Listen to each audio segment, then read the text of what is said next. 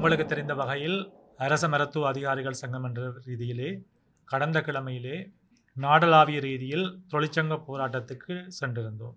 இதற்கு பிரதான காரணமாக இடமாற்ற சபையிலே ஏற்பட்ட குளறுபடியின் காரணமாக இடமாற்ற சபையினுடைய முடிவுகளை மீறி இடமாற்ற சபையினுடைய சரியான பங்குதாரர்களின்றி அரசியல் தலையீட்டின் காரணமாக சுகாதார அமைச்சானது இடர் பிரதேச இடமாற்ற பட்டியலிலே இருக்கின்ற விடயங்களை, அதேபோன்று உள்ளக பயிற்சியை நிறைவு செய்து நியமனத்துக்காக காத்திருக்கின்ற வைத்தியர்களுடைய பட்டியலை வெளியிட்டிருந்தது. நாங்கள் கடந்த காலத்தில் கூறியது போன்று இந்த இரு பட்டியல்களும் வெளியிடப்படும் பொழுது உரிய இடமாற்ற சபையினுடைய அனுமதியை பெற வேண்டும்.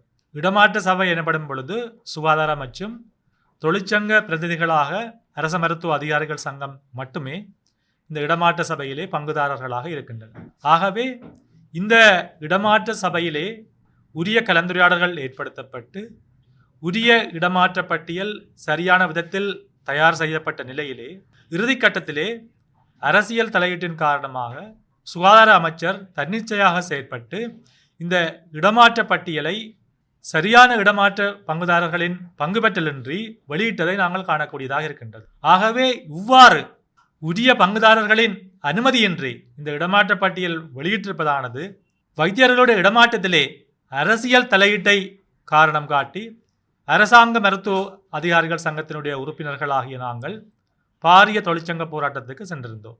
எங்களுடைய கோரிக்கை என்னவெனில், இந்த இடமாற்ற பட்டியலானது உரிய இடமாற்ற சபையின் அனுமதியுடன் பூரணமாக வெளியிடப்பட வேண்டும். மாறாக தொழிற்சங்க நடவடிக்கைக்கு செல்வதற்கு அல்ல. ஆகவே இவ்வாறு முரண்பாடுகள் ஏற்பட்ட பொழுதும் பிரச்சனைகள் ஏற்பட்ட பொழுதும் மீண்டும் மீண்டும் நாங்கள் சுகாதார அமைச்சரிடம் கோரிய விடயம் கலந்துரையாடலுக்கு வரும்படியும், இந்த கலந்துரையாடலிலே உரிய பிரச்சனைகளை கலந்து நாங்கள் சரியான இடமாற்ற சபையினுடைய பங்குதாரர்களின் பங்கு பெற்றலிலே அடிப்படையிலே இந்த பட்டியல் வெளியிடப்பட வேண்டும் என்ற கோரிக்கையை தொடர்ச்சியாக நாங்கள் விடுத்திருந்தோம். இது சம்பந்தமாக சுகாதார அமைச்சரிடமும் நாங்கள் எங்களுடைய கோரிக்கையை நாங்கள் விடுத்திருந்தோம். ஆனால் மறுபுறத்திலே சுகாதார அமைச்சர் எங்களுடைய கோரிக்கையை புறந்தள்ளி தலைக்கணத்துடன் செயற்பட்டதன் காரணமாகவே அரச மருத்துவ அதிகாரிகள் சங்கம் நாடளாவிய ரீதியிலே தொழிற்சங்க போராட்டத்துக்கு செல்ல வேண்டி இருந்தது. ஆகவே இந்த நிலையிலே கடந்த கிழமை பூராக அரச மருத்துவ அதிகாரிகள் சங்கம் விட்டுவிட்டு தொழிற்சங்க நடவடிக்கைகளுக்கு சென்றிருந்தது. ஆகவே இதிலே இந்த தொழிற்சங்க நடவடிக்கையின் மூலம் ஏற்பட்ட சுகாதார வீழ்ச்சிக்கு நோயாளர்கள் அசௌகரியத்தை முகங்கொடுத்திருப்பாரானால் அதற்கு ஆன முழு பொறுப்பையும் சுகாதார அமைச்சரும் பிரதி சுகாதார அமைச்சரும் சுகாதார அமைச்சுமே பொறுப்பேற்க வேண்டும் என்பதை அரசு மருத்துவ அதிகாரிகள் சங்கம் கூறி நிற்கின்றது. ஆகவே இந்த நிலையிலே இந்த வைத்தியர்களுடைய இடமாற்ற பட்டியலானது உரிய தரப்பின் வெளியிடப்படாமல் இந்த வைத்தியர்களுக்கு, அதாவது உள்ளக பயிற்சியை நிறைவு செய்து நியமனத்துக்காக காத்திருக்கின்ற வைத்தியர்களுக்கான இடமாற்ற பட்டியலிலே அவர்களுக்கு பாரிய அச்சுறுத்தல் விடுக்கப்பட்டு அவர்கள் இந்த இடமாற்றத்துக்கு விண்ணப்பிக்க நிர்பந்திக்கப்பட்டிருக்கின்றார்கள்.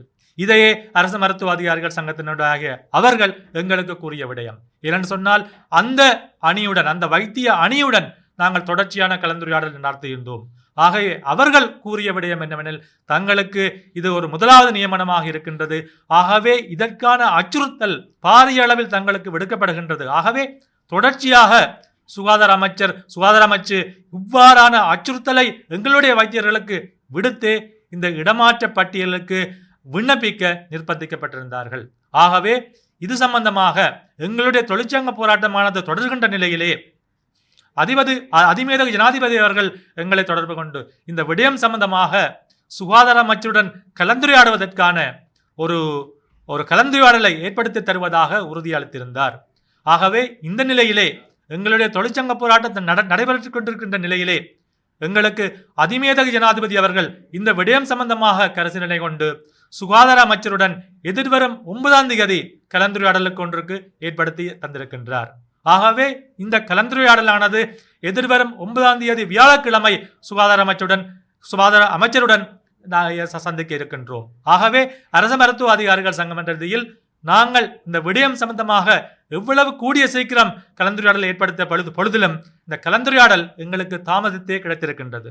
குறிப்பாக தற்பொழுது கூட சுகாதார அமைச்சர் வெளிநாடு செல்ல இருப்பதனால் இந்த கலந்துரையாடலானது வியாழக்கிழமைக்கு வரை தள்ளி போடப்பட்டிருக்கின்றது. ஆகவே இது ஒரு நல்ல விடயமாகவே அரசு மருத்துவ அதிகாரிகள் சங்கம் பார்க்கின்றது. ஆகவே இந்த நிலைமையை கருத்தில் கொண்டு சுகாதார அமைச்சருடைய கலந்துரையாடலை கருத்தில் கொண்டு அரசு மருத்துவ அதிகாரிகள் சங்கமானது தற்பொழுது நடாத்தி கொண்டிருக்கின்ற தொழிற்சங்க போராட்டத்தை இன்று காலை 8 மணியிலிருந்து தற்காலிகமாக நிறுத்தி வைத்திருக்கின்றது.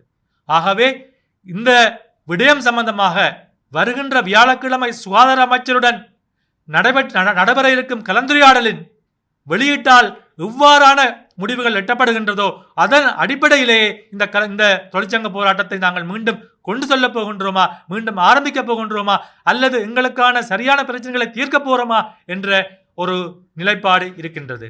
ஆகவே இந்த நிலையிலே சுகாதார அமைச்சருடைய கலந்துரையாடலுக்கு மறுநாள் ஏப்ரல் மாதம் 10ஆம் தேதி அவசர மத்திய குழு கூட்டத்தையும் நாங்கள் நடாத்த தீர்மானித்திருக்கின்றோம். ஆகவே சுகாதார அமைச்சருடன் கலந்துரையாடலுக்கு பிற்பாடு சுகாதார அமைச்சருடன் கலந்துரையாடலில் எட்டப்பட்ட விடயங்கள் சம்பந்தமாக நாங்கள் எங்களுடைய அவசர குழு மத்திய குழு கூட்டத்திலே மறுநாள் நாங்கள் கலந்துரையாட இருக்கின்றோம். ஆகவே இவ்வாறு சுகாதார அமைச்சர் தொடர்ச்சியாக ஒரு தலைக்கணத்துடன் செயற்படுமாக இருந்தால் நாங்கள் மீண்டும் மத்திய குழுவுடன் கலந்துரையாடி பாரிய தொழிற்சங்க நடவடிக்கைக்கு நாங்கள் செல்ல தயங்க மாட்டோம் என்பதையும் நாங்கள் கூறிக்கொள்ள விரும்புகின்றோம். ஆகவே தற்பொழுது ஏற்பட்டிருக்கின்ற பிரச்சனைகளை உணர்ந்து, தற்பொழுது ஏற்பட்டிருக்கின்ற நோயாளர்களுடைய அசௌகரியத்தை உணர்ந்து, தற்பொழுது நாட்டு மக்களுக்கு ஏற்பட்டிருக்கின்ற சுகாதார வீழ்ச்சியை உணர்ந்து சுகாதார அமைச்சர் உரிய தீர்மானங்களை எடுக்க வேண்டும். அரசு மருத்துவ அதிகாரிகள் சங்கத்தினுடைய நியாயமான கோரிக்கைகளை நிறைவேற்றும் என்ற கோரிக்கையை அரசு மருத்துவ அதிகாரிகள் சங்கம் விடுத்து நிற்கின்றது. நன்றி, வணக்கம்.